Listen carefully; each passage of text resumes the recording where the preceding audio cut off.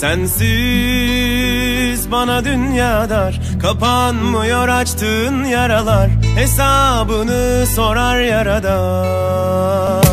Acılara yürüyor korkmuyorum, arada bir kalbini yokluyorum. Cennetten çiçek mi topluyorum, herkesi sen gibi kokluyorum.